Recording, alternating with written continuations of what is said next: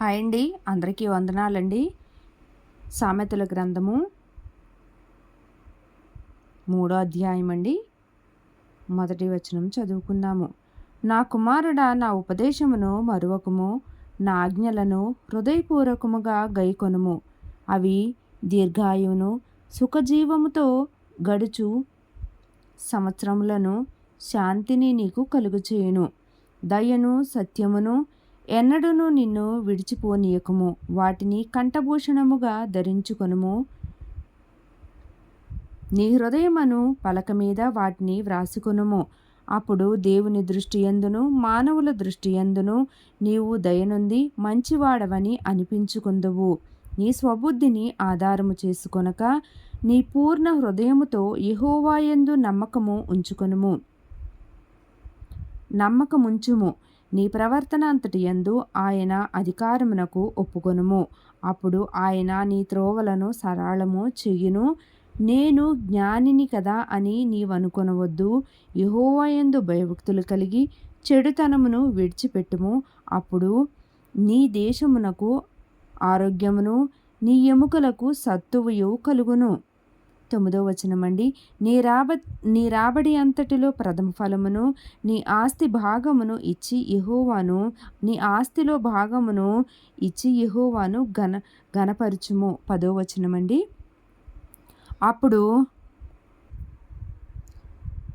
అప్పుడు నీ కొట్లలో ధాన్యము సమృద్ధిగా ఉండును. నీ గానుగలలో నుండి క్రొత్త ద్రాక్ష రసము పైకి పొరలి పారును. నా కుమారుడా, యెహోవా శిక్షను తృణీకరింపవద్దు, ఆయన గద్దింపునకు విసుకవద్దు. తండ్రి తనకు ఇష్టుడైన కుమారుని గద్దించు రీతిగా యెహోవా తాను ప్రేమించు వారిని గద్దించును.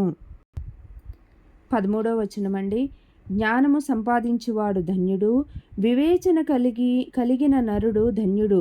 వెండి సంపాదించుట కంటే జ్ఞానమును సంపాదించుట మేలు, అపరంజి సంపాదించుట కంటే జ్ఞానము నొందుట మేలు. 15వ వచనము. పగడముల కంటే అది ప్రియమైనది, నీ ఇష్ట వస్తువులన్నీ దానితో సమానములు కావు. 16వ వచనము. దాని కుడి చేతిలో దీర్ఘాయువును దాని ఎడమ చేతిలో ధనఘనతలును ఉన్నవి. దాని మార్గములు రమ్య మార్గములు, దాని త్రోవలన్నీ క్షేమకరములు. దానిని అవలంబించు వారికి అది జీవవృక్షము. దాని పట్టుకుని వారందరూ ధన్యులు. జ్ఞానము వలన యెహోవా భూమిని స్థాపించెను, వివేచన వలన ఆయన ఆకాశ విశాలమును స్థిరపరచెను. 20వ వచనమండి. ఆయన తెలివి వలన అగాధ జలములు ప్రవహించుచున్నవి, మేఘముల నుండి మంచు బిందువులు కురియుచున్నవి. నా కుమారుడా, లెస్సైన జ్ఞానమును వివేచనను భద్రము చేసుకొనుము. వాటిని నీ కన్నుల ఎదుట నుండి తొలగిపోనీయకుము. 22వ వచనమండి. అవి నీకు జీవముగాను నీ మెడకు అలంకారముగాను ఉండును. అప్పుడు నీ మార్గమున నీవు సురక్షితముగా నడిచెదవు. నీ పాదము ఎప్పుడునూ త్రొట్టిల్లదు. పండుకొనున్నప్పుడు నీవు భయపడవు. నీవు పరుండి సుఖముగా నిద్రించెదవు. ఆకస్మికముగా భయము కలుగునప్పుడు, దుర్మార్గులకు నాశనము వచ్చినప్పుడు నీవు భయపడవద్దు. యెహోవా నీకు ఆధారమగును. నీ కాలు చిక్కుబడకుండునట్లు ఆయన నిన్ను కాపాడును. మేలు చేయుట నీ చేతనైనప్పుడు దాన్ని పొందదగిన వారికి చేయకుండా వెనుక తీయకుము.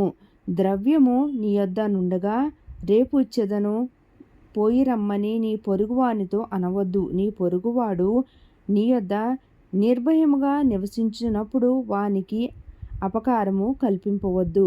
30వ వచనమండి. కానీ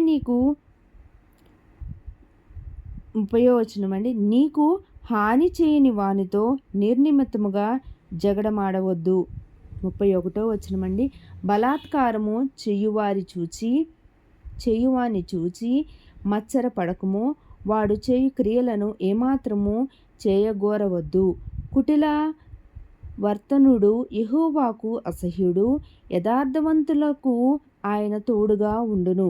భక్తిహీనుల ఇంటి మీదికి యెహోవా శాపము వచ్చును.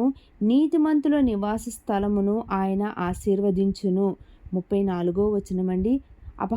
అపహాసకులకును అపహాసకులను ఆయన అపహసించును. దీనుని ఎడల ఆయన దయచూపును. జ్ఞానులు ఘనతను స్వతంత్రించుకొందురు, బుద్ధిహీనులు అవమానభరితులగుదురు.